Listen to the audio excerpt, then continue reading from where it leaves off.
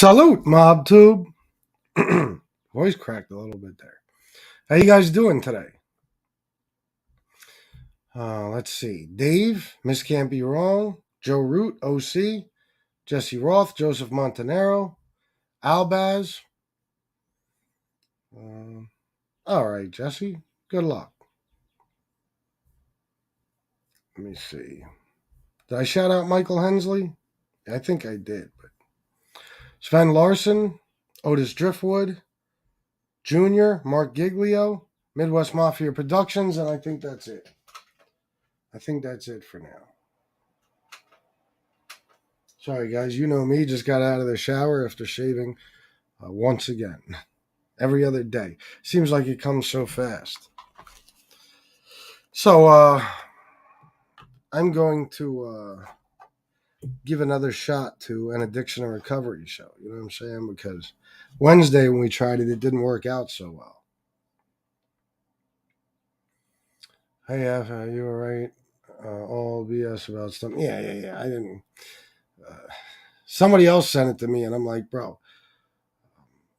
First of all, I think I've seen Stone Sailor's email, and I don't think that's it. But secondly, I don't think he'd be emailing Tony Pizza. You know what I mean? There's no way. There's no way. And he would have had Tony announce it if he was going to do that. Why send it to Pizza? You know? But Pizza's a dummy too. So he sees that and he's like, "Oh yeah, man." He's gonna play the tape of my mother tonight, 10 o'clock East, and I can't wait. I'm gonna show all these woke jokes exactly what they did to my mother. Anyway, I want to stay on addiction and recovery today. Don't distract me, people. Yeah, Luca, I know. Unfortunately, it can't come from me. What do we got? 31 people. All right. Hi, mother. Oh, guys, you know what? I took a hot shower all day. My neck was still killing me from yesterday. Last night, it was killing me. I took a hot shower and it doesn't feel that bad right now. But leave it to me, though. I got a crazy back and neck pain, and I didn't take anything yet. I don't know why. I have Tylenol right here. But I did sleep well. I was asleep by 3, which for me is like most people being asleep by 8 p.m. You know what I'm saying? And I woke up at 10, nice and refreshed. It's not exactly a beautiful day out today. So I haven't gone out and done anything, and I don't think I'm going to. Matter of fact, yeah, I know, Albaz. Well, all holidays. You know what I mean? I love doing these shows on holiday weekends, just because it's hard not to drink and do drugs for recovering addicts because a lot of trauma is experienced during holidays, unfortunately. Plus, it's a bad time to be alone. A lot of people are alone. But anyway, I thought it was Saturday all day. All day, I thought it was Saturday. Shanna's work schedule throws me off. It's always different, you know? So, like, she was off last night, and she's usually only off Friday and Saturday night. So, I guess because she was off last night, I thought, okay, today must be Saturday, but it's not. Yeah, I guess so, bro. I don't feel like I twisted anything, but I had to have. What did I want to bring up? Oh, so guys, we did watch the Basketball Diaries last night. We did. We had to plug in the PlayStation 5 and just use that. That's probably the only thing we'll use it for, but there it is. So I haven't seen that movie in years, but I basically had it memorized. You know what I'm saying? So I didn't get any new like there was nothing I really forgot about that. Once I saw it, I was like, oh yeah, I remember that part. No, but Shanna had never seen it, and it definitely. I guess I could say it was very emotional for her watching that. It's a very sad movie. It is, even though it's got a somewhat happy ending. I mean, does it really? I don't know. The kid, the little kid, what's his name? Pedro, he's still, hooked on dope. Mickey went away for 5 to 15 years, and Jim lost all his, he wasted all his talent. You know, Michael Scola Sr. What up? You too, bro. Oh, I know, I know. I'll never forget when Shanna took an Excedrin on screen. That was the topic of conversation for every FBS and Shanna hater for the next 6 months.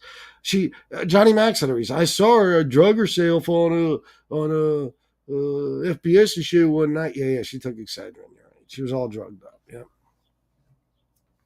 Only these people knew that poor woman has fibromyalgia and doesn't take anything but Excedrin.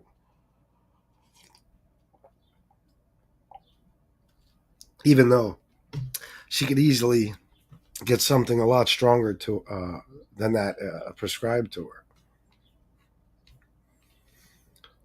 Let's see.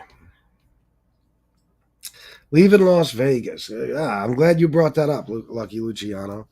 That is, oh, do they, Miss Can't Be Wrong? They still talk about it? Yeah, I'm not surprised.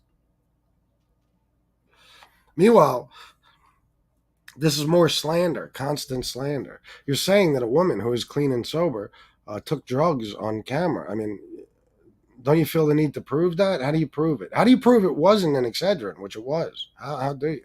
You just say stuff. Yeah, yeah. Like if I just went like this right now. How do you know I wasn't just doing that to fuck with you? How do you know I wasn't taking aspirin or Tylenol? No, it doesn't matter. They'll say, oh, we could use that to say X, Y, and Z was doing drugs. Of course. Meanwhile, the people who are actually doing drugs, like the person who pushed that the most, NB, certain other people, Johnny Mac. Nothing to see here. So anyway, Lucky Luciano brought up Leaving Las Vegas.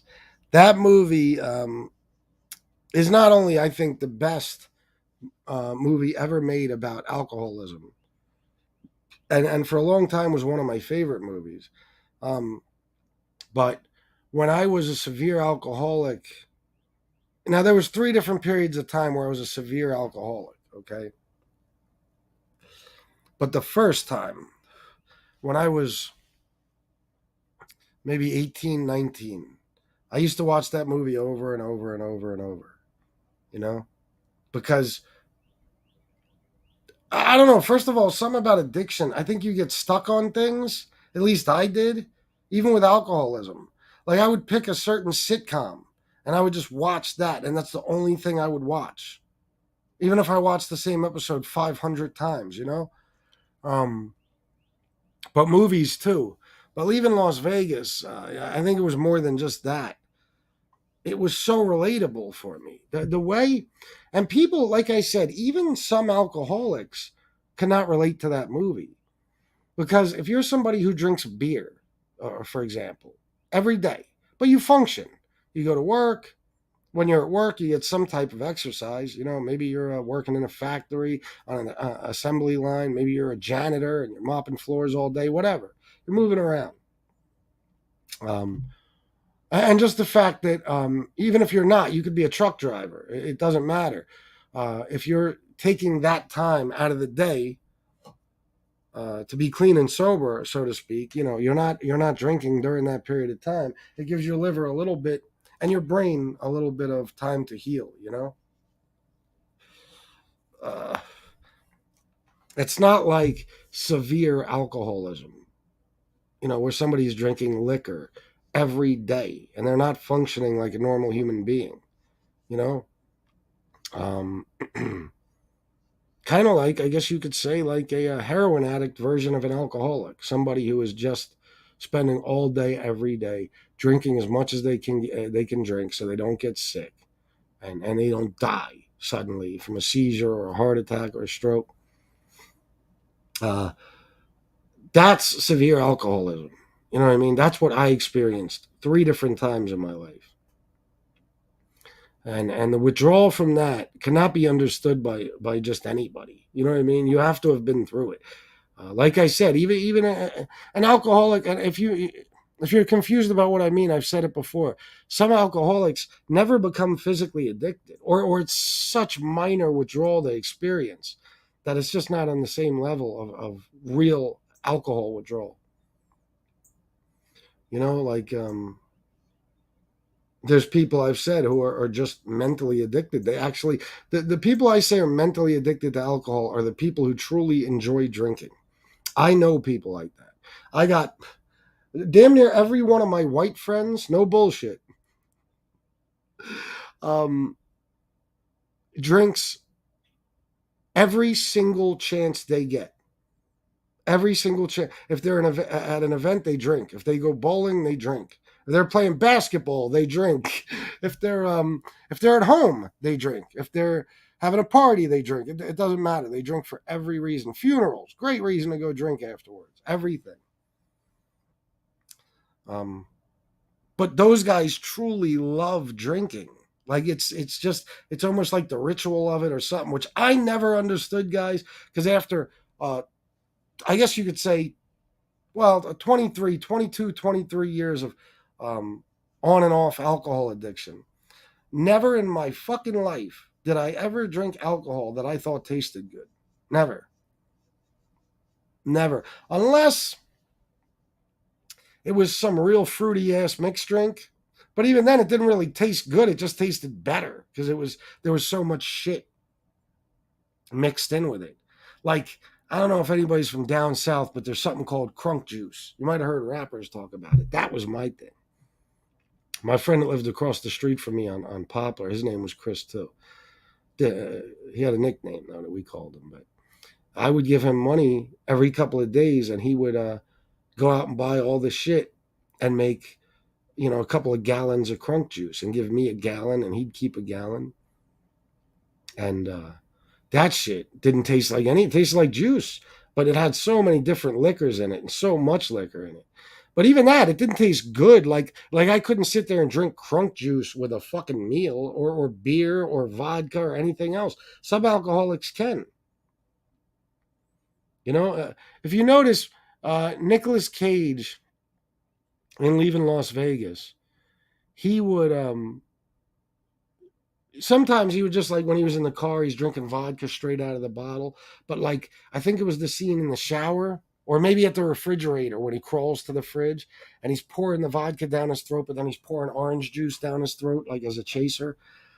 That was me when I was drinking liquor. There was no drinking straight liquor for me. No, whatever I went through in liquor, I went through an equal amount in some sort of chaser.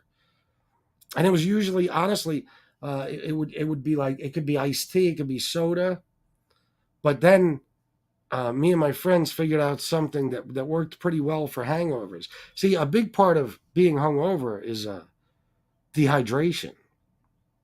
So we started drinking Gatorade with our liquor, or we would mix it, or we would chase it with it. Helps a little, but not enough.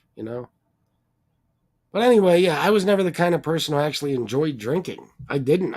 Drinking to me was like a means to an end. I would drink as quickly as I could to get as fucked up as I could, and then I would just maintain it throughout the night. You know what I'm saying? Or day, whatever. But once you become a severe alcoholic, you're not really getting drunk anymore. You know, you're just drinking not to be sick. You guys ever see that stupid movie Kingpin? I remember shit like this. Kingpin with Woody Harrelson and I forget the other guy. I think it was the guy that was in Dumb and Dumber with him, wasn't it? I'm pretty sure. No, no, no, no, it wasn't him. I forget who it was. Anyway, not important. At one point, Woody Harrelson is in the bathroom throwing up, and the girl says to the dude, I forget his name, um, "Oh, he's been drinking again," and he said he doesn't get sick when he drinks. He gets sick when he doesn't. And that's the truth. You know what I mean? That's the truth. I would have to drink liquor to hold, to keep food down, to keep anything down. Otherwise, I couldn't eat. There was no chance. I would just throw it up. It's terrible. But leaving Las Vegas, man, is the best uh, portrayal of true alcoholism I've ever seen. When he's in the bank and he can't sign a check, his hands bouncing off the paper, then he goes and has a few drinks and comes back and says, steady as a fucking rock. That was, I went through that so many fucking times. As a matter of fact, when I was living on Poplar Street and I started to go through severe withdrawal when I started actually drinking, because a long time when I was living there, I just worked. But when I was living there and I started drinking heavy again, every month I would fill out a rent check and I would mail it to my landlord. You know what I'm saying? And I remember trying to fill it out every month, and unless I had a sufficient amount of liquor in me, there was no chance. I would go through 10 checks. I'd break 2 or 3 pens just out of frustration. I would have to go have my daughter's mom or somebody right across the street fill it out for me. You know what I'm saying? It was terrible. It was terrible.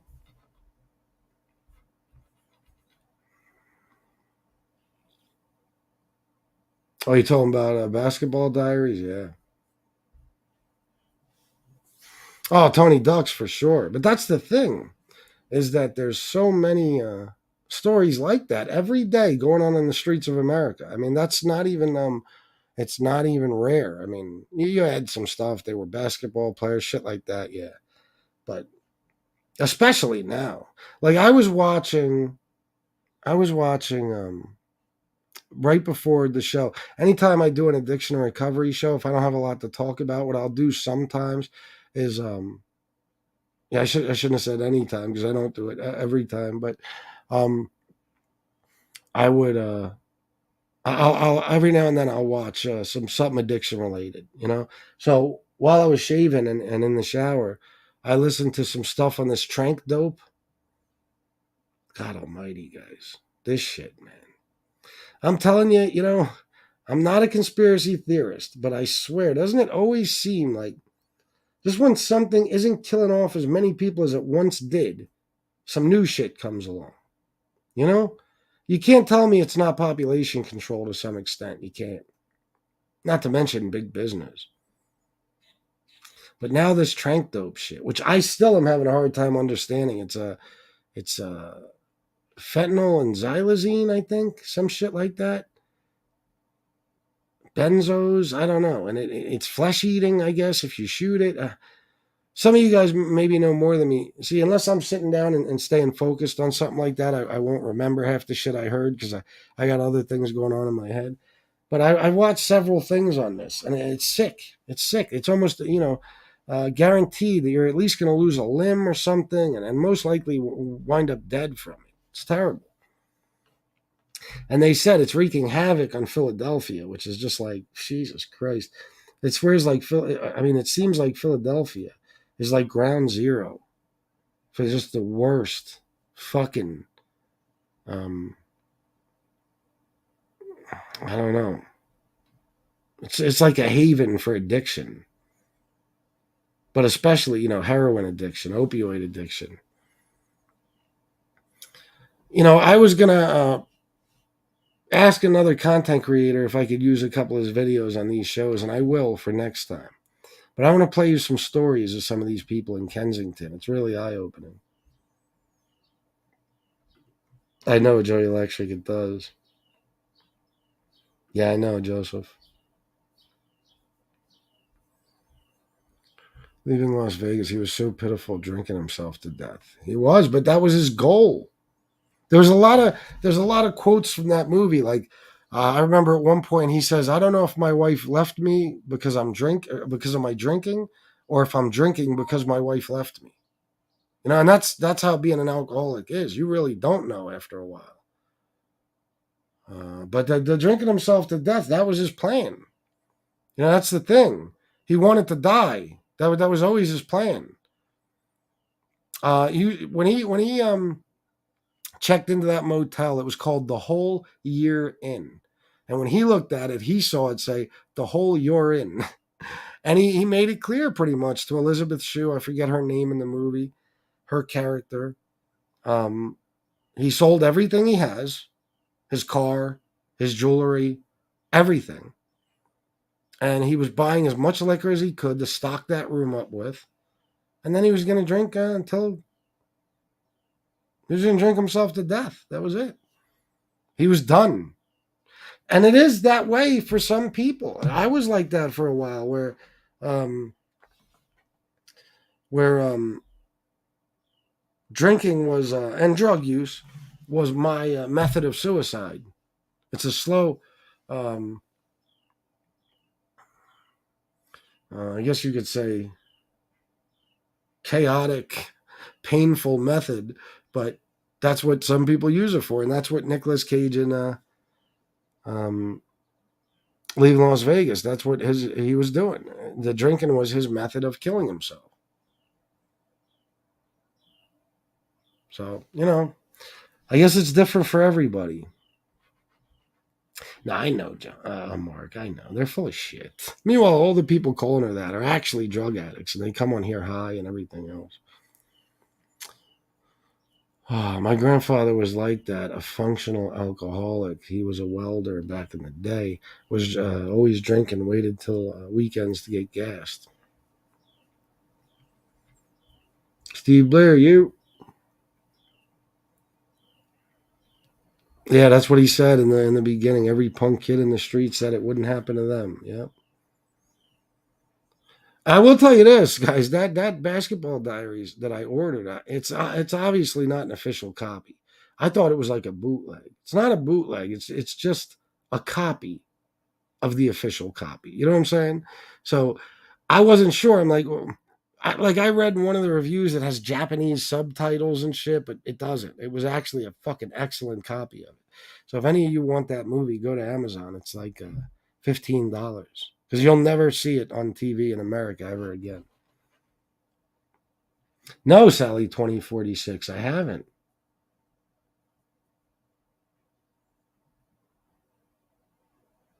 Oh yeah, Tony Ducks for sure. The only time you should be drinking alcohol is before chopping. Uh,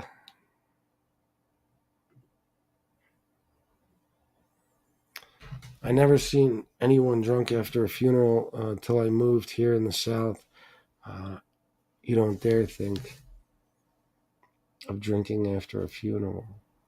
Yeah, I never seen anyone get drunk after a funeral till I moved here in the South. You don't dare think of drinking after a funeral. I don't know what you mean because it sounds like you're saying once you moved to the South, you saw people drinking after a funeral. I don't know. But you say you don't dare. I don't know. Um, Yeah, we used to, listen, we had a lot of friends die when we were very, very young, teens, 20s. There was always somebody dying of something. They got killed, shot, whatever, um, suicide, drug overdose, car accidents, you name it. We lost a lot of friends, a lot of friends. So we were always at a funeral.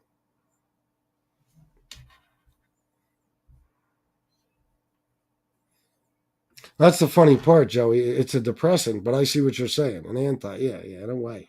Temporarily, for the time being. While you got it in your system.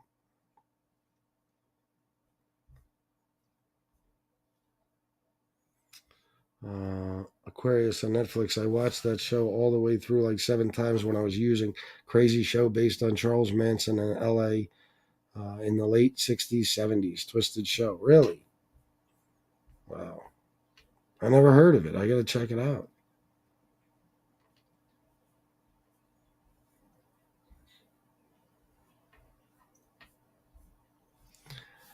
Salute. Mob Rats exposed as a racist and a fat rat. Oh, yeah. Ghetto Press Productions. Hell yeah. Just to feel normal. John DeLong. Hi, FBS. Just got home. It's great.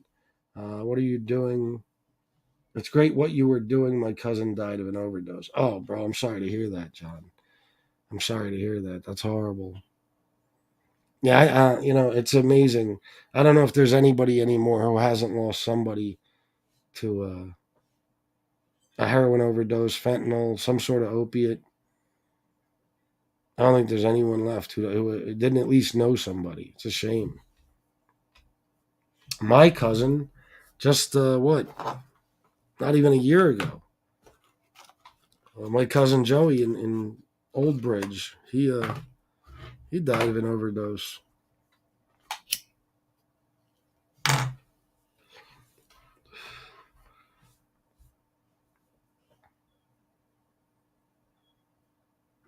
Oh, thanks. No. It's a Nike shirt.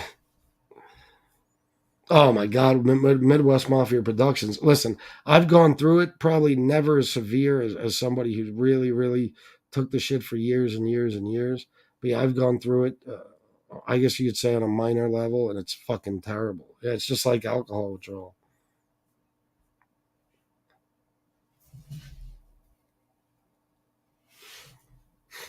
Is that what it is? See money? Tranquilizer mixed with fentanyl or heroin. Yeah, it's crazy. It's fucking nuts, man. It's like, you know what it makes me think of? I don't know if you guys ever heard of crocodile. Not crocodile, crocodile. Krok. I believe it's IDIL. If you never heard of it, look up some YouTube videos. It's in like Eastern Europe, or Russia, I think. I'm pretty sure. Yeah. And I know it's big in Russia. I know it's big in Russia. I'll say that. And it's like it's this shit that's made up of all types of crazy fucked up ingredients, and it's super addictive, and it's like an alternative to heroin, and they just people lose their limbs just all the time. I mean, it's a flesh eating drug, and there's one video of them amputating a leg into a bucket. It's crazy with a wire. I mean, it's fucking nuts, all from this shit. And that's what this trank dope reminds me of, like our version, America's version of that fucking drug.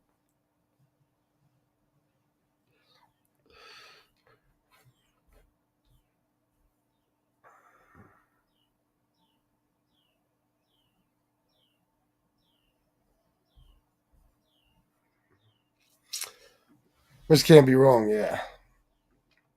They're all zombies. I was watching Kensington and one guy stumbled out in the traffic. Yeah, one time ago. Yeah, they they're in a knot all the time. You know what I'm saying? They're in a knot. It's fucking nuts. Really? I'll look it up. Well, yeah. Well, I don't know about the UK. I'm sure it is, but I know here, Jesus Christ, there's nothing you do without drinking. You know what I'm saying? It's very hard for anyone in recovery. It really is. What I meant is in North Carolina, after a funeral, uh, drinking after a funeral isn't heard of up north. Oh yeah, I got you. I got you. Irish funerals. Well, yeah, I think that's more like drinking at the funeral. The Irish motherfuckers, they do that shit. But we were just kids. Nah, I never watched it. I have no interest in seeing that or Requiem for a Dream. I watched Requiem for a Dream, like parts of it, and I just thought it was ridiculous. I just never watched it. I'll tell you the truth. I do not have a real open mind when it comes to movies. I do not. I don't like 90% of all movies. I don't like action. I think action is ridiculous. I don't like sci fi, equally as ridiculous. Fantasy, any of that shit. Not big into horror. I like true shit that either has happened or could happen. I never got into like the Marvel movies and all that weird shit. No, fuck that. So I don't have a real open mind. And Train Spotting and Requiem for a Dream has never seemed interesting to me. I'm sure they are, but you know, yeah, I'll check that out. American D. Bella. I still have PSD from the place I used to live in. The couple were addicts, and I would find them regularly on the floor. One day, their apartment caught fire, and the guy who was named Tony died. Sheesh. Yes, Miss Can't Be Wrong. Excellent movie. Yep. I'm sure, Dave. I'm sure. They make it with the red stuff on matches. Yeah, like the sulfur, whatever. They scrape that shit off. Yeah, FBS, that drug in Russia you were talking about, eats their skin and they lose limbs. Yeah.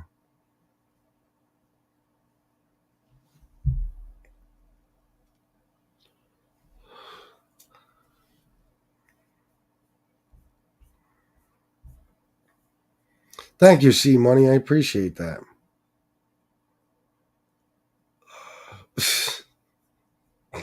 Tom Sims.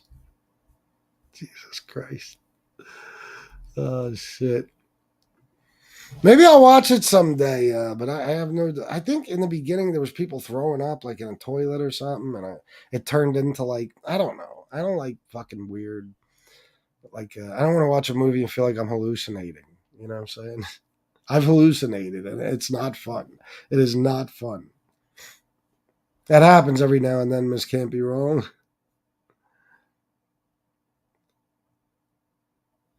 Jimmy Calandra, Bath Ave story. I love movies and I love Broadway shows. FBS, I have PTSD. Oh, yeah, you have to, Jimmy. You know, Jimmy, it's funny, Migs. I wanted you to come on here sometime, bro, and just talk about loss. You know, I was going to ask you about that and I never got around to it. But anytime you'd be willing to, especially an addiction recovery show, bro, it would mean a lot to me. And I'm sure everyone else. Because one thing you got to say about Jimmy, and I think about him all the time, like, um, and I don't want to depress Jimmy now, but he's experienced a lot of loss, a lot more than most people could ever imagine, and uh, it's got to be terrible, and I'm sure you have PTSD. Whenever you want, Jimmy, you can come on right now. Otherwise, we'll work it out for another time. But I'd love to have you come on and talk about that.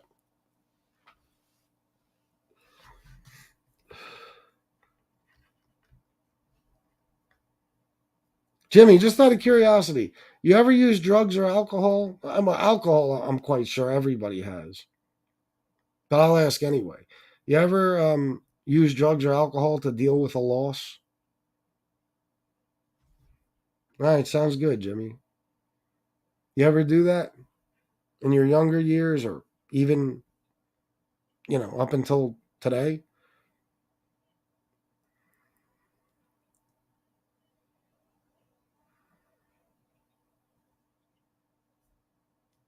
Let's see what he says. I'm sure. I think everyone has.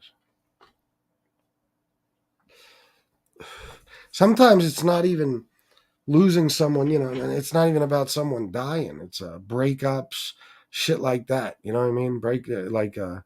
I know that I've lost loves that I went into a fucking full on down spiral and just really, really destroyed myself. Curtis Nightfish. I was addicted to Ambien for 13 years. I can't even remember some of the most important days of my life. Curtis, I can't even imagine how terrible that's got to be because I took Ambien for a short period of time. I was prescribed it. I think they only gave me 30 days worth or something. And then I would just buy it from people because I was a lifetime insomniac. And I'm telling you, man, like that drug is so fucking crazy. Like I would take it and then I'd be staring at, say, my air conditioner in the window, whatever. And then like all of the like the vents and shit would just start like everything was moving. Like it was, you just start hallucinating if you don't go to sleep quick enough. That drug is no fucking, and the shit people do in their sleep when they're on it. That drug is crazy, man. Is there, Curtis? Is there a physical withdrawal to quitting if you quit Ambien? I would think not, because it's a non-benzodiazepine. Oh, I'm sure Miss can't be wrong.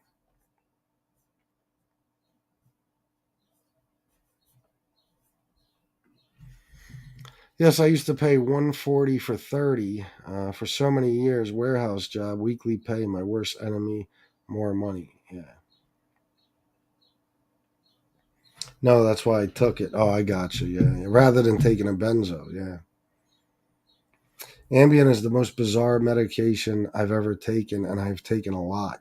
It really is, man. It's fucked up the shit it does to you. Like And no matter what I was staring at, it would start moving. The shit would start melding together. You're hallucinating within 20, 30 minutes of fucking taking it. At least I was. You know what I'm saying? I'm sure it's not the same for everybody. Oh, Gemini. I watched that with my dad when I was little. Another movie my dad shouldn't have been showing me. Yeah. I watched that way back in the day. Sleepwalking and sleep eating with no memory of what happened. Yeah. You guys ever watch Rescue Me? Like, you ever watch the whole series? The young dude, Sean, I think his name was. He takes Ambien and then he wakes up like in the middle of the night and he goes to the supermarket and he fucking starts shoving food in his face and then he leaves the supermarket. And I think he drives to the fucking firehouse, the fire station where he looks like a zombie because he's got all this shit all over his face. And it's actually funny, but scary shit, man.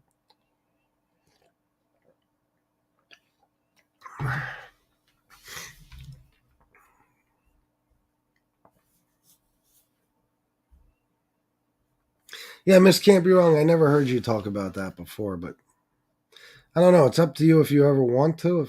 If you want to do it on this show, even that would be awesome. But I'm sure it's difficult for you to talk about.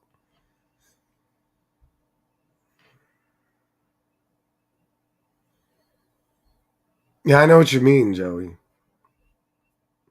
Because that pain is from something positive.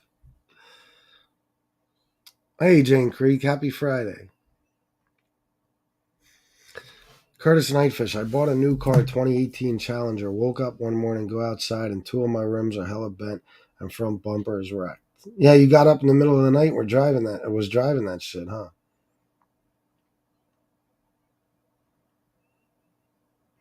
Mikhail, that's another thing that will get people started on drugs. That's why, like a lot of people don't understand me, but the reason why I tell so much of my life, I've told my addiction and recovery stories, even the ones that make me look terrible. I've talked about my criminal past, all that stuff and shit. And mainly why I snap on people and I have to fucking say everything that's in my head about that person is because um, bottling shit up does not work for me, and it's not good for anyone.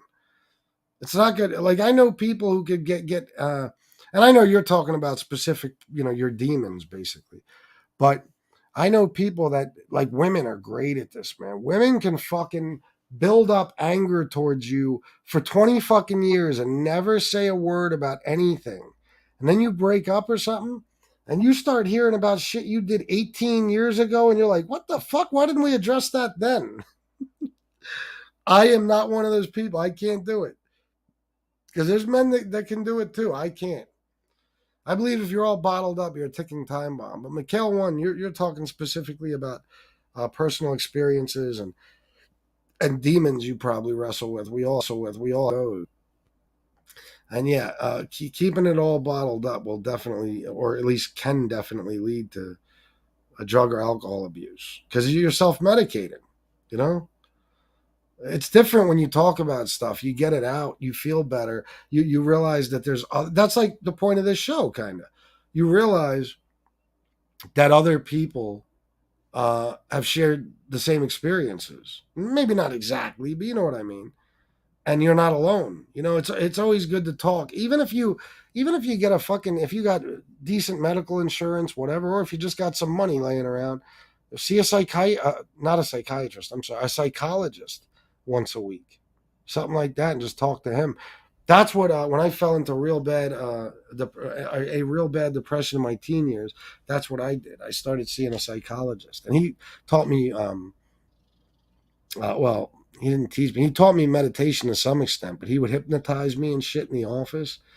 It was crazy. I would leave there feeling like a million bucks because it's almost like they're putting you to sleep. Jimmy Klanger said, "Of course, I fell down plenty of times." Yeah, I'm sure you have, Jimmy. How could you not? How could you not, really? It's fucking nuts, man. Jimmy, that's one thing nobody could take away from Jimmy, his life story. And that's why I took such interest in the story of the Bath Avenue crew. There are not many stories like it. There really aren't. It's fascinating when you really like delve into it.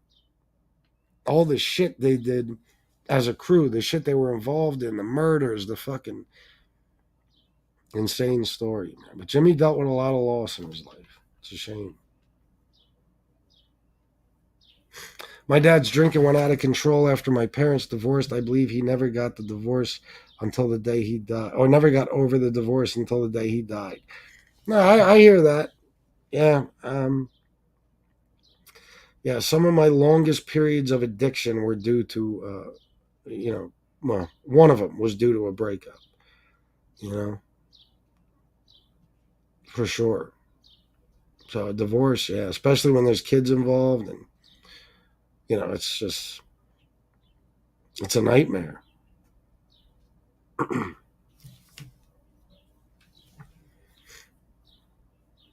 Yeah, it's a good question, Miss. You know why, Miss Can't Be Wrong? Because everything is a good idea when you drink. To you, it's a good idea because it lowers your inhibitions. You're adventurous. You're feeling euphoric. Everything's a good idea. That's why I say like drinking. If they want to say a gateway drug, like when they say weed is a gateway drug, I laugh.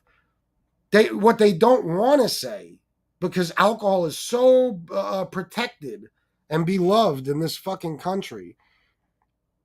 Um, Alcohol is the gateway drug. Period. Above any other drug. Above, I know more people that have tried cocaine, crack, heroin, all types of shit, Molly, everything you can name, uh, at one point or another when they were drinking. You know what I'm saying? And with some people, just one or two of those things. Maybe it's somebody who would have never done cocaine. But when you're drunk and you're at a party and somebody says snort this, everything's a good idea. That's the same way you look at driving. Like, because in your mind you're not drunk, you're fine, you could drive. It's not. That's not the case, but in your mind it is. So yeah, everything's a good. That's why I will always say, man, there's no doubt about it. Alcohol is the number one gateway drug. I don't know if any other drugs at all are gateway drugs, but I know that one is. I know that one is. More people have tried different types of drugs due to being under the influence of alcohol than anything else.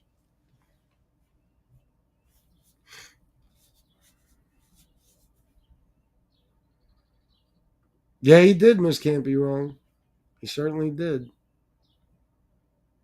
Amateur historian, I don't have the energy to keep things bottled up. I'm a fan of confronting things right then and there in good faith. In my experience, men tend to find that disconcerting. You think so? I think people in general do, to be honest. But yeah, I'm the same way, man. Why do you think like these shows that talk shit about me and stuff? I will not listen to them unless I'm getting ready to do a show. I will not listen to them. Period. Like if I like say tonight I do a show and then I put on who are any of these scumbags who may be talking shit about me, and I want to respond, I'll have to respond. Why do you think you guys have seen me come back on at like midnight, 1 in the morning, even if it's just for 20 minutes? It'll eat me alive if I keep it bottled up. I can't. I have to speak on it right then and there.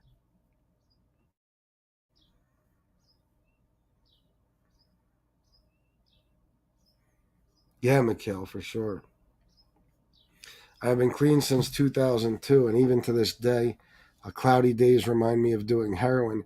It gives me the feeling, hopefully, I never step back into it. Yeah, I got things like that too. I got things like that too. Like I can't be up when the sun comes out. Gives me terrible reminders of being up for days at a time on cocaine. You know what I'm saying? And terrible reminders. 29th Street is a winner to be cheered up.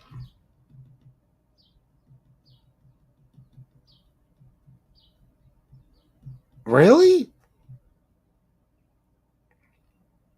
I don't know, American D. Bell. I think we disagree. 29th Street, I've said many times, is probably my favorite movie of all time. I love that movie. I watch it at least a few times a year. See, Well, it's different because me, it brings back a lot of bad memories. Because Danny Aiello, especially in that one specific scene where Anthony LaPaglia tells him um, that he doesn't want his family coming with him to the lottery thing, and his father, the way he screams at him and the stuff he says to him, that was my childhood. That was my dad to a T. Looked like him, sounded like him, and everything else. This exact type of shit he used to say to us when we were little. Um, then there is the cheery part where he finds out his dad had the ticket the whole time, and I'm sorry, yeah, that his dad wound up with the ticket, and that they did win, and they're gonna get the money and all that. But the ending, when he's narrating and he says that his father died, and they're showing the grass because the grass was his dad's favorite thing, that shit kills me. That really does, man. That shit breaks me down. I don't know, man. I love that movie, but that's tough. Just look at Jimmy's life. I'd say he's been a success. Well, that's why people hate him. It's just like me. They look at a guy like Jimmy, and because he cooperated and stuff, they want to see him down in the dirt and miserable. You know what I mean? And I don't mean literally in the dirt. You know what I'm saying? Like a low life who's got nothing going for him, who looks like shit, who fucking has no family, who has no money, no nothing, and he's the exact opposite. Same thing with me and the addiction thing. So many people who are currently addicted to different substances hate my fucking guts because I'm not, and then they feel like I should be where they are. Like, what makes me better than them? Nothing. Just a choice. Just a choice to go get clean. And that doesn't make me better. It just means I made for once in my fucking life, I made a good decision. That's all. I've fallen so many times I should have invented the helmet to tone. You're funny. The drinking leads to destruction. Oh, in so many ways. I mean, look at everything drinking leads up to. Holy fuck. The unwanted pregnancies, the fights, the arrests, the drunk driving, the fucking murders that are committed, just the violence in general. Um, so much, man. It is the most destructive drug on the fucking planet Earth. If you're doing any other drug, okay, you're only hurting yourself. And maybe your family, of course, your loved ones to some extent. But alcohol, you become a threat to the general public, a danger to the general public. You really do. You really do. Because of all the violence that's committed, because of the drunk driving accidents, whole families get wiped out because one asshole had too much to drink at a fucking bar. This shit happened right here years ago. This chick was coming home from a bar. She was on Route 30, and most of you guys won't know, but it goes east and west. It's the highway, of course. And she was driving on the wrong side of the fucking road. She was going west in the east hand, eastbound lane, whatever. Okay, she was going west.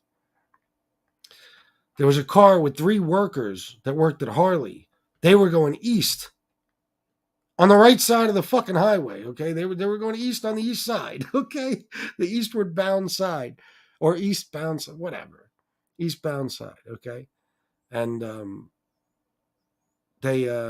she hit them head on. And they all died, all 3 of them. They were just going back to work from break. That's it. It's crazy. And there's still a memorial out there to him. I pass it all the time, damn near every day. All because this bitch was drunk and driving on the wrong side of the fucking highway. You know what she got? She got 3 years for each death. She had a total of 9 years for killing 3 fucking people.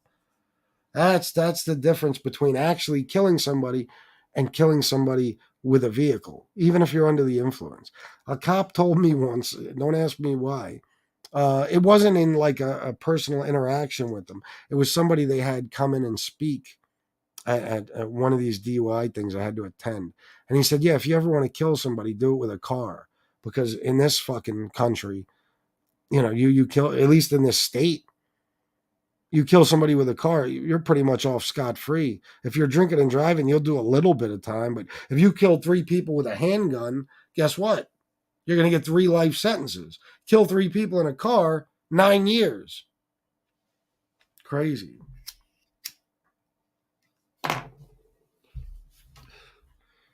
I once was too drunk to walk home, so I decided to take the car. Not my best decision, but luckily nothing bad happened.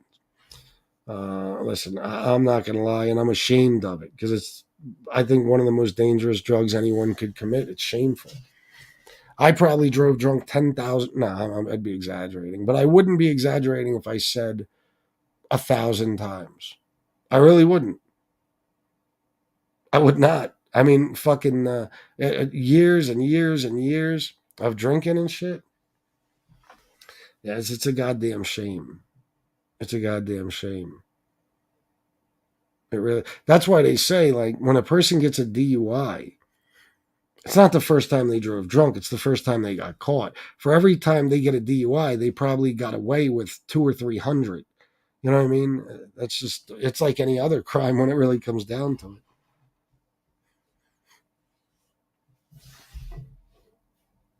This can't be wrong. Yeah, yeah. There's no such thing as being normal while under the influence of alcohol. I know several people, when they lost their parents, they really started drinking and using other substances. Oh, of course, I'm sure. Yeah. That's a nightmare. The fuck? Jimmy Calandra, Bath Avenue story, literally in the dirt. Fuck them all, FBS. I'll spend them all on my Johnson. Yeah, bro. That's the way they like to see you. Me too. Uh, Meaning, that's the way they like to see me too.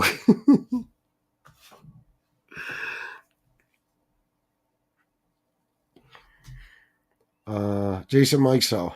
Danny Aiello was in some great classics from the 80s and 90s. He passed a few years back. Great legendary actor. 29th Street was one of many great movies. Yeah, it really was. I was thinking about it again when I was talking to Shanna about Leonardo DiCaprio in that fucking movie. There is no doubt, not to get all sidetracked, there is no doubt in the world that any nationality has more great actors than Italians. I mean, uh, we have the greatest actors in the history of the world. I think De Niro, Pesci, Pacino, Leonardo DiCaprio. I even think one of the newer ones, Vincent Piazza, is fantastic. And of course, there's dozens and dozens and dozens more, even women.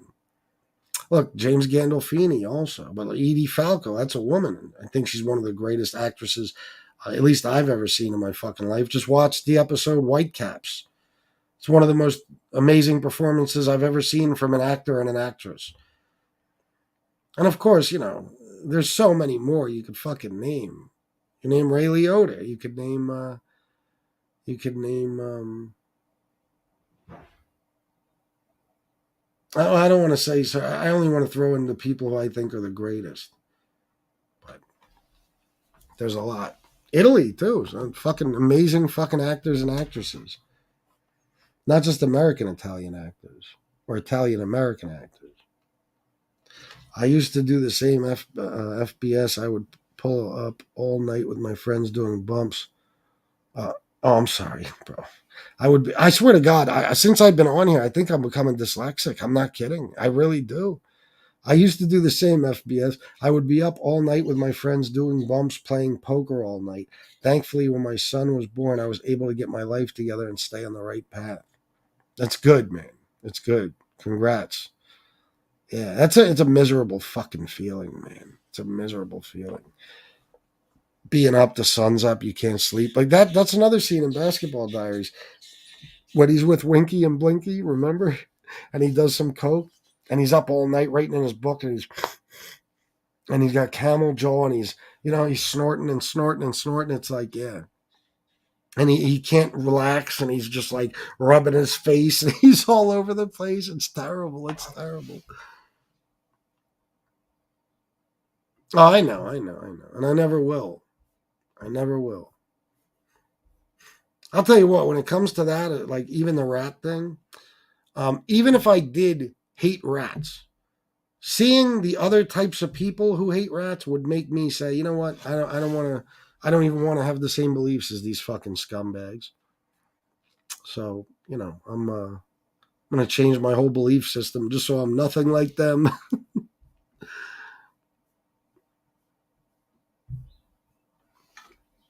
Yes, I do create my own. That's right, Miss Camp. You're wrong.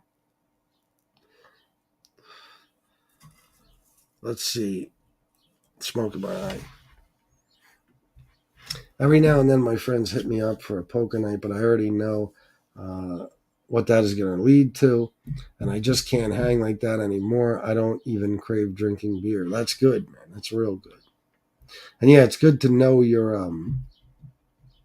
I don't want to say weaknesses, but it's good to know to have an awareness of what's going to happen. What you're going to wind up doing. Some people are like, "Yeah, I could do it this time. It's not like back in the day. I don't have to do any coke." And then a few hours later, they look like Tony Pizza in the mirror and shit. Yes, there's the phone numbers. Write them down, guys. I agree, Dave. I think he is too. 1983, my best friend killed someone in a drunk driving accident and got 1 year home confinement. It's fucking crazy. And that's even that little bit of time, that's because it was so long ago, but it's not much more now. At least not here. This is the way it is here. If you kill somebody during a drunk driving accident, 3 years. So you could, I guess, if you could set it up this way somehow, get drunk and then run an enemy over with a fucking car, and you'll get 3 years. It's great. Probably times I would have done that if I thought I'd get away with it.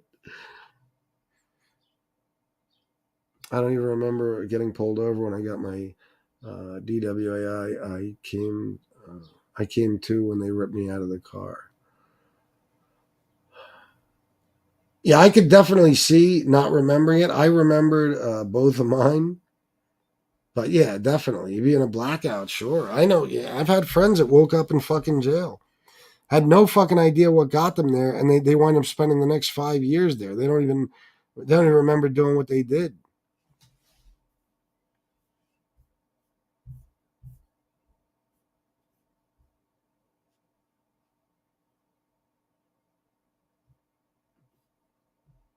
Casey Robinson says, "Sorry I'm late. Great to see everybody in the chat.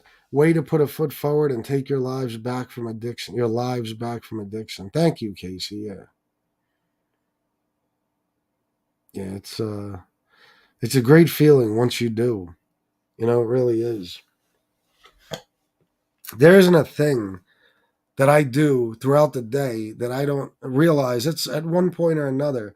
If I was drinking or doing drugs still, cocaine. I never really did drugs. I did cocaine, one drug. Um, I wouldn't have any of this. I wouldn't be doing any of the things I do on a regular basis. My life would be drastically different if I was even alive anymore. Oh, is that right, Jason? I didn't know that. He's got to be at least part Italian, right? Oh yeah, Scorsese, Tarantino, Coppola, De Palma. Yeah. Marlon Brando, no, no, he wasn't Italian. I don't think so, right? Brando wasn't Italian, was he? I knew this guy who interviewed. I know this guy who interviewed Vincent Piazza. Really a must watch. You better be talking about me, Mikhail one. But I'm telling you, I have a true belief after seeing Jersey Boys and The Wannabe, and seeing him play Lucky Luciano in Boardwalk Empire. I truly believe he's going to be the next De Niro. Yeah, I think he's going to have a career as one of the best Italian American actors of all time, and I think it's going to span for fucking decades till he's well into his 70s, just like De Niro. Yeah, well, that's the thing, Bambi. We fucking people our age, I think we got to witness the greatest of the great in their heyday. And now they're all old men.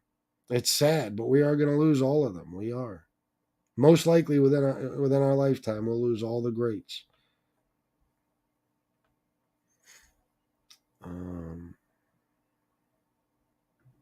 Mikhail FBS interviewed Vincent Piazza too. I think that's what he was referring to. I think he was just being funny, but maybe he doesn't know. Yeah, I did interview him. Absolutely.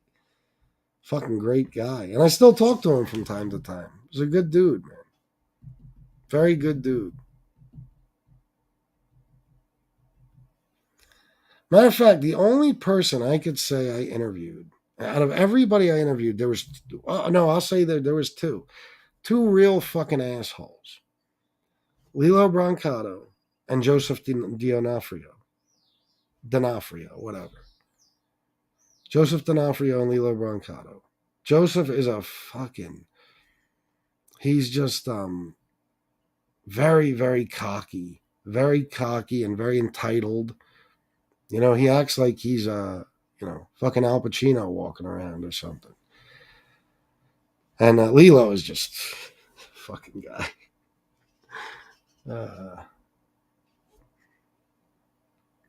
There's some other people on here who have tried to get him for an interview, and maybe one day they'll tell you about their interactions with him. He is not a pleasant guy. Not a pleasant guy whatsoever. LMAO. FBS, I'm sure many have considered an act of revenge by hitting someone with a car under the guise of drunk driving. LMAO. I'm sure they have. Dude, we have 2 high-speed chases going on in downtown LA right now. It's crazy. Dude. What, is he doing that? Does he do that now? Oh, God. We got to get into this dude later, man. Well, not into him. Jesus, God forbid. We got to talk about this guy.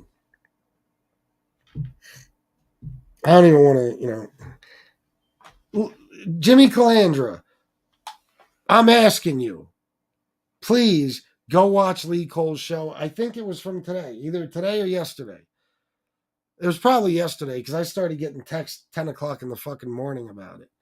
Please go watch it, Jimmy. Just a quick break from addiction and recovery. All right. And we'll talk about this again tonight because we'll have, 200 more people in this. I want you guys to hear this. Jimmy, you'll get a kick out of this. Yeah. And he was having an affair with Sofia Vergara. Oh, God. Okay. He's talking about Chris Pacello. Lee Cole, the correct pronunciation would be Sofia Vergara. Let's wait. Yeah. And he was having an affair with Sofia Vergara. Oh, God. All right, Jimmy, the next one is especially for you because he's talking about Lee D'Avanzo. Now, as soon as he said Lee, I knew what he was going to say. Hold on, listen. I'll find it here. Was a guy named Lee. One second. Okay, his name is Lee D'Avanzo. As soon as he said Lee, I was like, oh, I know who he's going to say Lee D'Avanzo. And he said Lee. I'll find it here. Was a guy named Lee. One second. Okay, his name is Lee D'Avanzo. And that is Drea from Mob Wives.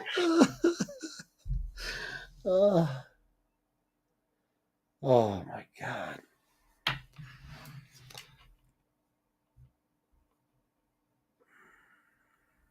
I never killed no one and I got 7 months. All I did was hit the back of his bike on a roll. Well, yeah, that's because if you're under the influence and you cause any type of accident, you get more time. But shit, I did I didn't hurt no fucking buddy. And I did, just on my last one, I got fucking 3.5 years license suspension, 5 years probation, 90 days house arrest, 90 days in jail, and $7,500 in fines. Not to mention DUI classes and drug and alcohol counseling and all that shit. Yeah, when they have signs here in PA that say DUI, you can't afford it. They're not joking. You can't. It's the After my last DUI, after everything I went through, I said, guys, I'll catch another felony before I catch another DUI. I'm not kidding. Bambi, I always feel weird hanging out when not an addict. Just wanted to show my love. Keep fighting the good fight. Hashtag I stand with you. Peace out. Thank you, Bambi, but you don't have to feel weird. You can hang out here. You don't have to be an addict to hang out here. You know what I'm saying? Not at all. Michael Scola Sr., Morals Over Money, is all about Kensington. It's very sad. Yeah, I've got a couple of different theories on Kensington, and I'll tell you what I think it really comes down to. Dude, people, there's a problem that's not going to go away, and it's too big for them to. No. I shouldn't even say it's too big. They could do something if they want, but they simply don't care.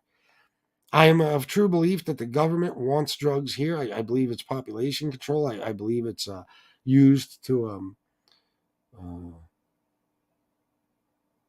How do I want to say it? I want to say oppress, but I believe that the people who drugs were originally meant for, nobody ever cared about. Nobody in the government ever cared about to begin with. A lot of the places these drugs in America were first put, they were put here to eliminate a certain type of people. And it doesn't really matter now that it's spread out. All that matters is they don't want it in the suburbs. They don't want it in the nice city neighborhoods. They don't want it, where somebody's paying. Like they don't want those motherfuckers on South Street or in Rittenhouse Square or Society Hill. They don't want them around there. They see it as a way to put them all together in one area. And that's why the cops don't even fucking bother them. That's like their place to go, and that's it. Whatever comes of that area in Kensington, so be it. That's the way they see it. They don't give a fuck. It's as simple as that. If they cared, they would fix it, and they don't. They don't do anything to fix it, so they obviously don't care. FBS, these old school gangsters ask for money for interviews. I've never had anyone ask for money for an interview. Well, I had one person, but I refused to pay him, and that was Lilo. I kind of guilted him into it because of the addiction and recovery aspect. But no, nobody ever has. As far as old school gangsters, I guess you mean like, I don't know, like Aralata, Ori Spotto, people like that. No, never asked for a fucking thing. None of the actors or the ex-gangsters, mob guys, whatever you want to call them, with the exception of and I mean in the actors category, with the exception of Lilo, nobody ever asked me for a fucking thing. Nope. Except for Joseph D'Onofrio, it was a fucking plug my channel. He wanted to get monetized on YouTube so bad. Every 2 seconds during the interview, did you plug my channel? Put it up there in the pin it to the top of the chat. You plug my channel and pin it up there. It's like Jesus fuck, bro. We know. We need Lilo on addiction and recovery, please. I don't want to. I won't give my opinion on that. Ryan Morrison, $4.99 super sticker. Thank you, Ryan. Sophia Vagina, Sophia Viagra. Yeah. What a fucking moron, right? Lee Diablo. Lee D'Alonzo. Lee Devons. This motherfucker. What did he say? What was the different ones? Hold on, let's hear it one more time. I'll find it here. It was a guy named Lee. One second. Okay, his name is Lee DeVazzo, and Lee DeVazzo. Oh my god! At least he got the Lee part right. How could he get that wrong, right? As soon as he said Lee, I was like, "Don't do it, Lee! Lee, don't do it! I know what you're about to try to pronounce. It's not going to work. Stop. Just say a guy named Lee D or some shit. Don't even go on. Or have Proctor say it. Don't try to say D'Avanzo, you douchebag. How the fuck does he not practice saying these names before the show? I'm sure he does, but bro, listen, people have issues, I guess. Some people are dyslexic. Some people are generally not good readers, or can barely fucking write to save their lives. There's different people who have different issues. Some people have poor comprehension skills. Some people are bad with grammar. Lee, he can't say Italian names. And it's not just that, because I've caught him in plenty of words, just regular words he can't pronounce. But Italian names, I I remember in the very beginning when he kept calling Bobby Borriello Bobby Borello. You know what I'm saying? Like, this is Lee. He's the circus. He's the court jester, I should say. I won't say circus clown. He is a circus clown, but he's the mob tube court jester. He goes out every day and makes a fool of himself for our amusement. I don't know how he can't say words. I don't. Italian last names. I mean, even the most simple one. I remember when he sent Angel Gotti a text about me when he first found out my name. This is right before I got doxxed, by the way. And Lee still claiming I had nothing to do with it, dude. He spelled my name Lodargo. The fucking I still have it, Lodargo. Oh shit. Drea, yeah.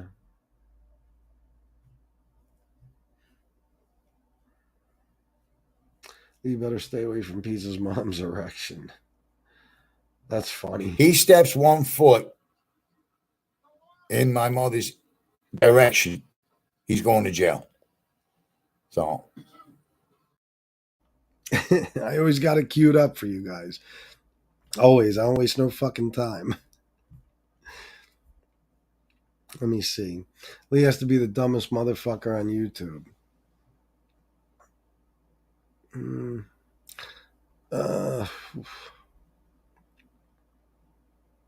I want to say Lee or Kane Shades, but I think Lee might be smarter than Kane Shades, even though Lee is one of the dumbest motherfuckers I've ever come across. He might be smarter than Kane Shades. Anyway, back to addiction recovery. That's not saying much either. Kane Shades is, Lee Cole gives 0 fucks about professionalism. What a fat, lazy bastard. Where I live, DUIs are a minimum $10,000. I've never had one, but I know a lot of friends that have.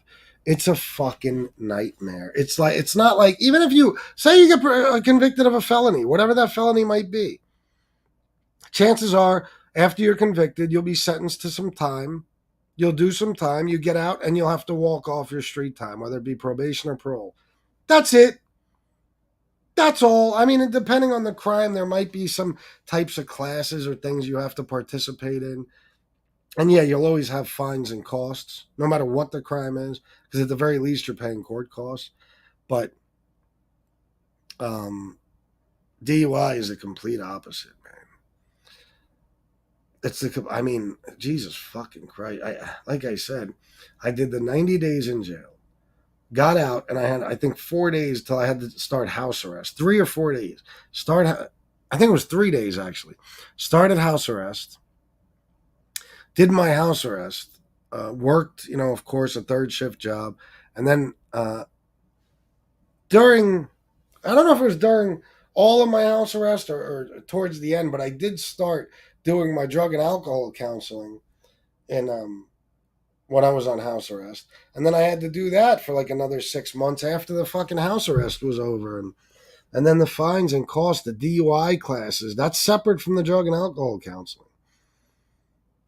It's nuts, man. Jason Mikesell, I have 3 DWIs, 2 out of state New York, 1 in Rockland County, one in Queens County. When I was in my 20s, 1 in Connecticut in 16 that I did 3 months in prison for. Took a huge toll on my life. Yeah, bro, be careful, because if NB's watching this, she'll say, you didn't go to prison, you went to jail. Oh, no, that's MRE. Jail. Yeah, I know what you're saying there, Jason. I said the same thing, Yeah, that's good. That's good. Wow. 3 DUIs, 2 out of state, and 1 in Rockland County.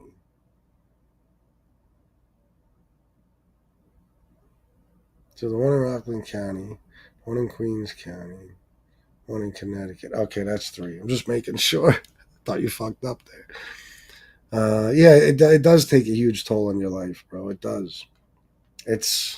Not to mention what you could have caused, you know. Yeah, it's a fact. They don't care. They allow it. Yeah.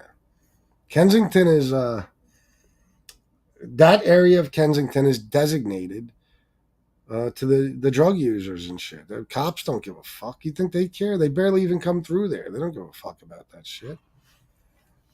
That's just the way it is. It's like an unspoken policy they came up with, you know, and that they've all agreed on. This will be the area where they all go. I think most cities probably have that. You know what I'm saying? And they just leave it alone. They let people do their thing there because that's where they want. They rather than having the people in the suburbs and in the nice areas. And there's a lot of nice areas in Philly, and a lot of beautiful surrounding suburbs and stuff. They don't want it there.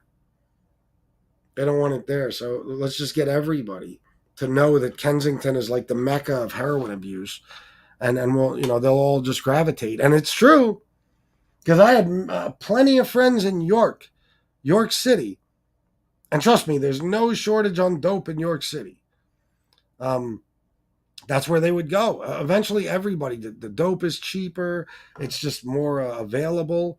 And I'm talking that, like, Kensington isn't new. People just started talking about it. You know, Kensington being like that. I had friends 25 years ago that went to Kensington to get their dope. And many of them wound up staying. Yeah.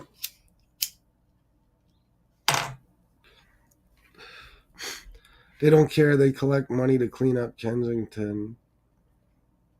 Local officials do not. Then money goes in pockets. Yeah, that too. Kensington driving down the real estate until it bottoms. Setting up the next area available for gentrification until it's Amsterdam. All right. That's what's up, Impeach. I don't celebrate Easter, but same to you. It's like Amsterdam and The Wire. Yeah, it is. I swear to God, I get notifications and nothing even happened. I don't even know why I get them. This has got to stop. I've had it with you. Hold on. I have to turn off notifications to something before I lose my shit.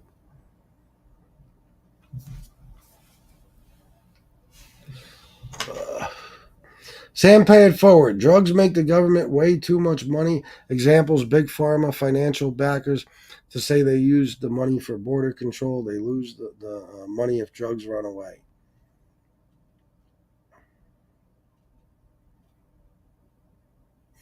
Yeah, they let me try to understand. Yeah, we'll just go with big pharma. Yeah, big pharma, and I hate calling it that. I hate the whole big thing.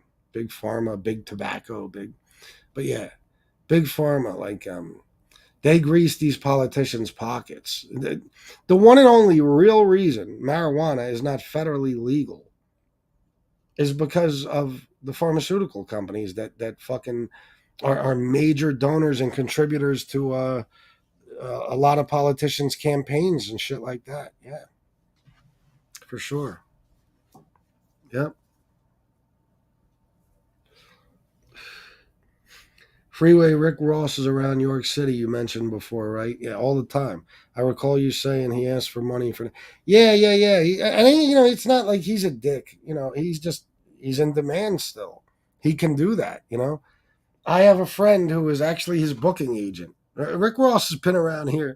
Oh, you know that the guy in the videos I always play, my friend the rapper. He's with him all the fucking time in York City. You know what I'm saying? He's been here plenty, and yeah, I talked to his booking guy a while back, probably well over a year ago, and he said he don't know, but he's assuming he's going to want about 2,500, and that's like a friendly discount. I said, oh fuck that, nope, no. Sound like you wanted to say Lee de Blasio. People keep fucking with my name. Yeah, I wouldn't be surprised, bro. He doesn't know what he was going to say. Robert Eiler would be amazing for an addiction recovery show. Yeah, but see, like he told me when I interviewed him, you guys heard him. He said, me and Joe, meaning Joe Perino, which was he played in Power. He was Shakes and Sleepers. He's in a bunch of stuff. He said we'll come on together and we'll have some fun. But I don't like to bother people. You know what I'm saying? It's just not me. Like, I was so honored that the dude gave me an interview to begin with, that I didn't want to, you know what I mean? Certain people would take advantage, especially on here. It's just not me. So I don't feel right asking them for anything else. But if you notice, I did steer that conversation in the direction of addiction for a while. I wanted to hear his stories.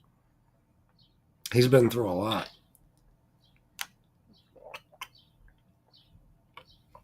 Yeah, NYC Crime Spot. I don't even want to put that comment up just because of YouTube. But yeah, Lilo is one of those, right-wing maniacs who's got all his theories about, a certain pandemic and couldn't help but express them over and over. It was a terrible fucking interview.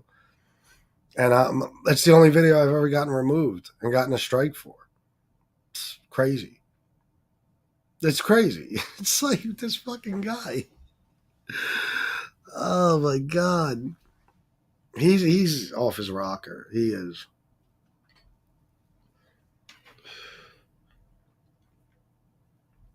Yeah, Lee just can't talk. No, he can't. Lee has a phobia for dictation. A phobia of, yeah.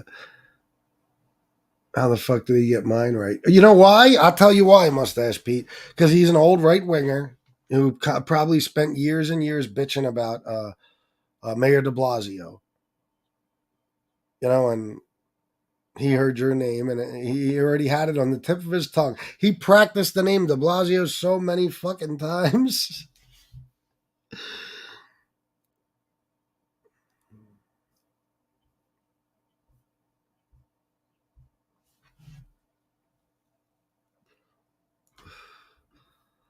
Yeah, he's pretty bad too. In the Netherlands, you get caught driving while drunk, you may have to follow some classes about drinking and traffic. You have to pay that yourself on top of a fine and possible jail time. Yeah, it's I guess it isn't as bad than here, but here, man. But isn't the Netherlands, is that where no, that might not be. Is that where they have like the beautiful prisons that people go to and they have like PlayStations and all types of shit in there? It was prison. Actually, I got a 6-month sentence. I was in county for 3 days in Hartford. Oh, you had to go to state prison for 6 months? You can do that in Connecticut? I didn't know that. Here, typically anything under a year is county time unless you were on probation or parole and violated that. Like if you get out of state prison and you're on parole and you get violated, they'll send you. There's no pass and go. There's no. You go straight back to state prison. Yeah, they are. Mothers Against Drunk Driving, man. And that's why the penalties for drunk driving are so stiff, because of them. The Mothers Against Drunk Driving raises a lot of fucking money for their cause. And they give a lot of that money to politicians who then make the DUI penalties stiffer and stiffer and stiffer.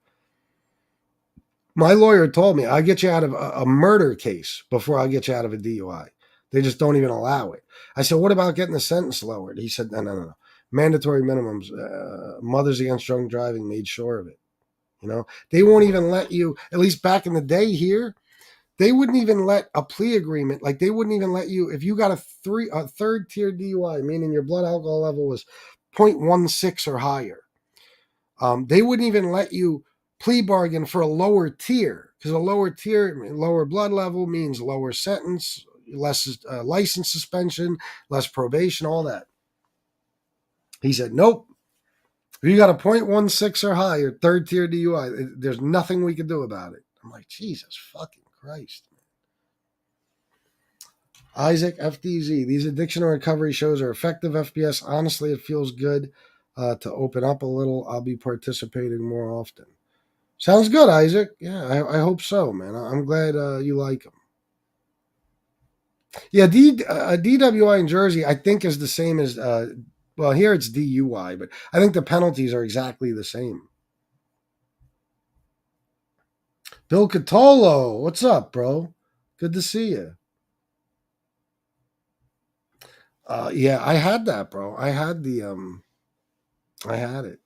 What the fuck is it called? I forget. But yeah, I had it in my car. And at one time, I took my daughter. You can't like leave the car running and not be in the car. And like it goes off randomly and you got to blow in it. It's not just to start the car, it's to keep the car running. So me and my daughter went into Blockbuster, okay, to rent a movie.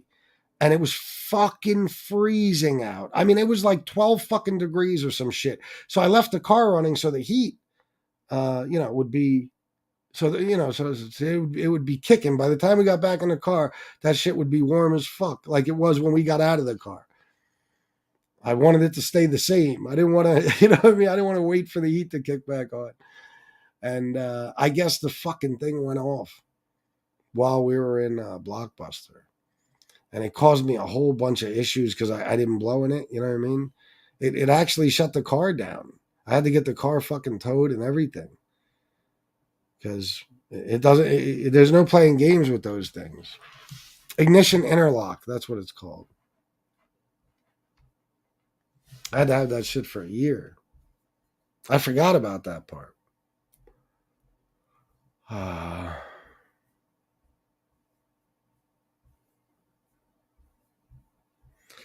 This can't be wrong. This is nuts. A friend of mine was drunk. Her BF took the keys. She called the police. They made him give them to her. Her dumb ass takes off. Guess what? She gets a DUI. I had a friend named Cody. Cody was in a bar in York City called the Waterway with her boyfriend, who was a friend of mine. He was another drug dealer. And he got in a fight with a bunch of guys, him and some of my other friends. I wasn't even there that night. And they were brawling, whatever. The bar called the police. Well, they saw Cody, who was wasted. You know what I mean? They saw her. She didn't want to be in there where they were fighting and all that. She couldn't stop him. She walks out to her boyfriend's car, and they watch her put the key in the door and open unlock the doors. She got in the back seat to go to sleep until Darb came out. And DUI. I swear to God, DUI, because she had the keys to that car and she was drunk inside of it. The car was not on. She hadn't moved it anywhere. And she got a DUI for that shit and could not beat it. She spent 2 years with all different lawyers trying to beat that DUI. Couldn't do it. All she did, because they watched her put the keys in the front door lock, and I guess apparently that was enough. There was a guy in my DUI class. The guy was drunk. He pulled over in a cornfield and passed out. They pulled over to see what this car was doing. They knocked on the window. He woke up. DUI. Now that I can kind of understand, because how the fuck did you get to the cornfield? You obviously drove. But still, that shouldn't count, because who's to say that, I mean, there's reasonable doubt. Who's to say that you didn't get there and then you had a bottle and you fucking drank it all, or you fucking, you know what I mean? Hey, reasonable doubt is reasonable doubt. I'd say, listen, a friend followed me here. Once we got here, we both got drunk and I passed out in my car. You know, I wasn't drunk when I drove here, but doesn't matter. It's so fucking strict, man. Once you get a DUI in PA, you got a DUI. That's it. And I believe it's like that damn near everywhere. Because of Mothers Against Drunk Driving, they don't fuck around with dropping. They don't drop DUIs. That's why, like Johnny Mac's record, the guy's got like 3 or 4 different DUIs. And a couple of them are dismissed. No. Nope. They don't get dismissed like that. No.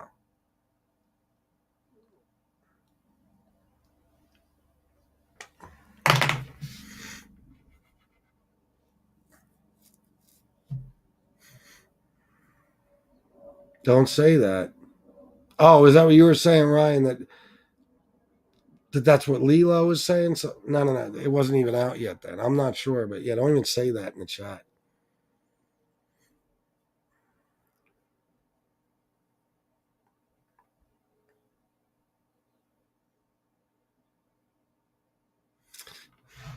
To Tone, that's actually funny.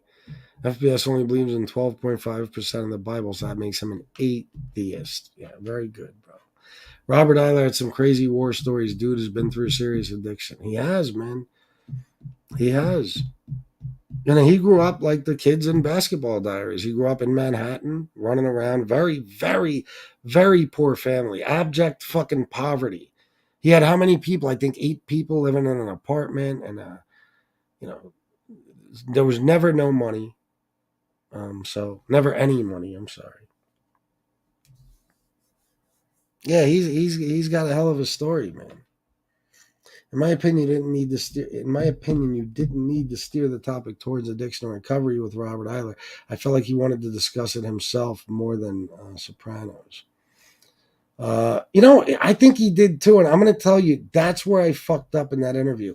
See, you have no idea how nerve-wracking it is to be nobody, and your favorite show in the world is The Sopranos, and all of a sudden you're interviewing one of the stars of the show. It's nerve-wracking, and I would prepare for days, and I would have all my questions written out in a notepad on my computer, whatever, or written down, on paper in front of me.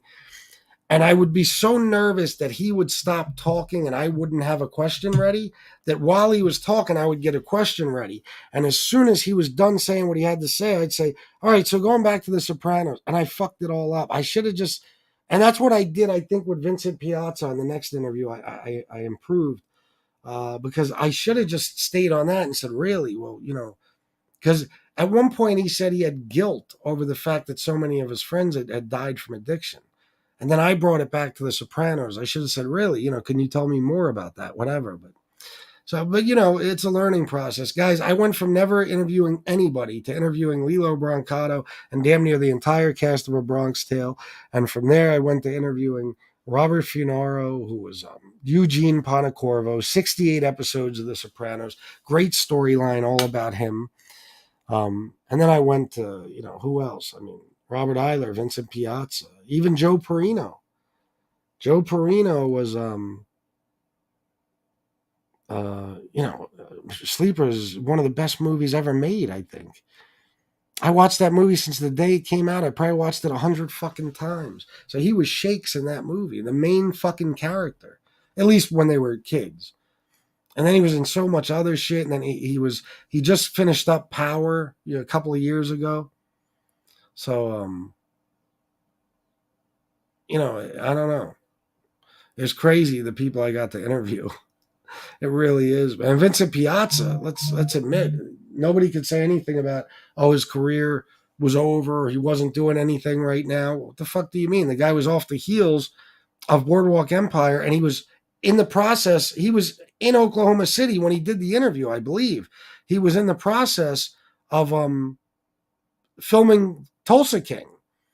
You know what I'm saying? So it is unbelievable. I cherish those fucking interviews, man.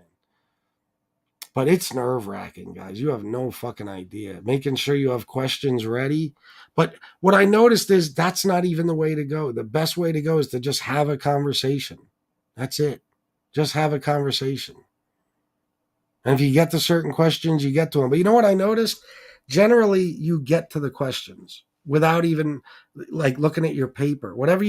I would notice that I'd write all this stuff down and then I'd interview somebody. And without even looking at the paper, all that stuff would just come out organically through the interview. And then after the interview, I'd look at the paper and I'd be like, wow, I didn't ask one of these questions, but that question was answered. That question was answered. That question was answered. So, but I will say this. Oh, Paul Perry. Yeah. Somebody texted me and said, don't forget the great Paul Perry. I forgot I even interviewed him. Honestly, I don't include him really.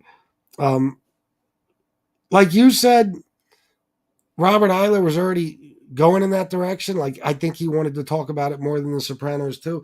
Joe Perino, when I had spoken to him on the phone, I had asked him, I was like, can we talk about your addiction issues? Because he had a severe opiate addiction, opioid, whatever, I believe. If it wasn't severe, he still had, somewhat of an addiction to painkillers. And I remember asking him on the phone, could we talk about that? And he's like, yeah, bro, whatever. I said, all right. And once we were on the interview, you could tell he just didn't want to talk about it. He just wanted to gloss over it. So it's like, all right. But, yeah, I mean, I got to get back to doing those. I really do. I was thinking about it yesterday. With all the people I know now, I bet you I could have an amazing interview at least once or twice a month. Amazing interview. I got to get back to that. I really noticed he was more than willing to talk about it. That's why I think he would be amazing for an A&R show. I think you're right. Maybe I'll look into it. Who knows? Oh, yeah. That's what I'm thinking of. Norway. Yeah, they're really top notch about the going back into society then as punishment. Yeah. And that's apparently it works for them. FBS, yes, they classified me and sent me to the lowest level state prison, a level 2, easy time, but I was miserable.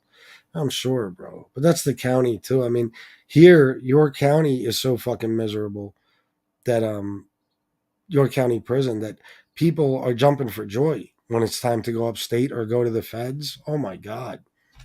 Like people can't wait. People want to skip over the county and just go straight to state fucking prison, but you can't. I had a friend, man. This dude, he sat in there for fucking 2 years before he went to trial, and then he got sentenced to 15 years in the feds and whatever, what would that be? I forget exactly. 120, 60, so 180 months, something like that in federal prison. And he couldn't wait once he got sentenced. They made him wait like 3 months before they took him to the feds, and he was losing his shit, man. The state prisons in PA are much better than the county prisons as far as the freedom you have in there and shit. Like look at Lancaster County Prison. Look that shit up, guys. It's an old castle. It's crazy. It looks. They call it the castle. It's exactly what it looks like. And in there, oh my God, it's 24-hour or 23-hour a day lockdown. 23 hours a day in the county fucking jail. And it's miserable. It's cold. There's no type of heat. There's no type of in the fucking summer. It's hot as a motherfucker. There's roaches. There's rats. You name it. It's terrible. That's for the people who think that Lancaster is all Amish country. Go look up York County or Lancaster County Prison. All right, guys. You know what? I want to end the show now. Actually, I need to. Oh, Cousin Dom and his stoop shit. Don't get me started. Thank you, bro. Thank you, Jason. Hopefully I will.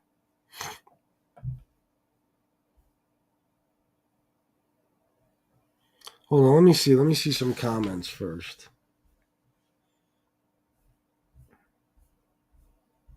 I could never interview anyone, let alone a movie star. It is nerve-wracking, bro. Imagine you come on here as just this dipshit in Pennsylvania who fucking just has a few stories of his own and wants to go, battle it out with John Alite. And within 2 months, you're interviewing Lilo Brancato. And then all the other people after that. Jimmy Calandra. Jimmy Calandra's a guy I never thought I'd speak to. He was one of my first interviews in late August. I started at June 30th, this channel. By late August, I had interviewed... was Jimmy my first interview? I don't think so. I think I interviewed Lilo first, then Jimmy. Then it was like Patrick Borriello, then Joseph D'Onofrio, then Louis Venaria. And then, it started to get on to the bigger guys. Robert Funaro was great. He's a good dude, man. Thank you, McKell1. So, all right, guys. Every time I say that, I see something I want to read. Thank you, Jason. FPS, you must interview Tarantino. You would introduce him, and he will start talking for an hour. No need to prepare any questions. Well, I think Tarantino, it's fair to say, is extremely out of my reach. But then again, I know a lot of fucking people in very, very high places, so anything's possible. Thank you, Jason. Joseph, yeah, I'm not gonna I'm not gonna guarantee a show for tonight. I don't know if I'm gonna do one, honestly. I have some stuff I have to that I've been putting off that I need to get around to. So I might not do a show tonight or tomorrow. But then again, you know me. Something will come up I'll want to talk about and I'll probably pop on. So let's just see what happens.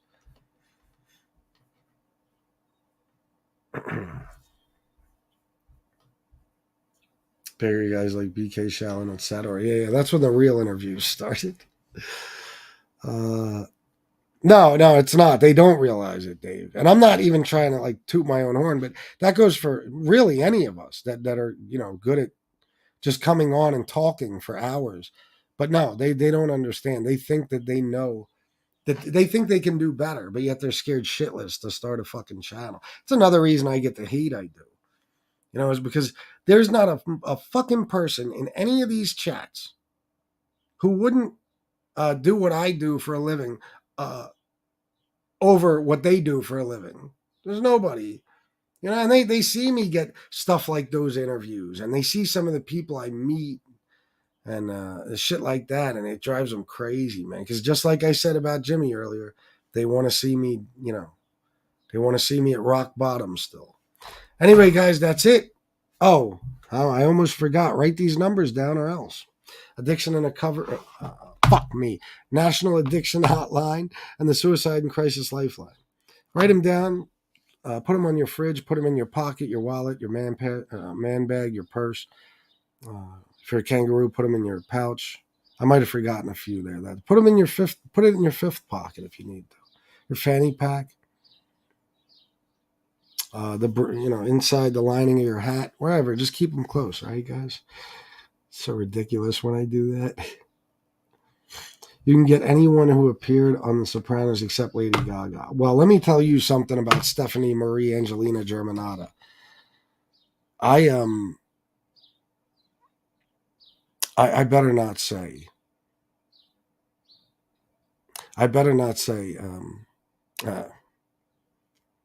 How much I would love to only interview Lady Gaga. I would love to. That's all I can say. I would interview the shit out of Lady Gaga. You know what I'm saying? Like, holy fuck, man. Whew. Don't get me started. All right, guys. I love you all. And until next time, salute.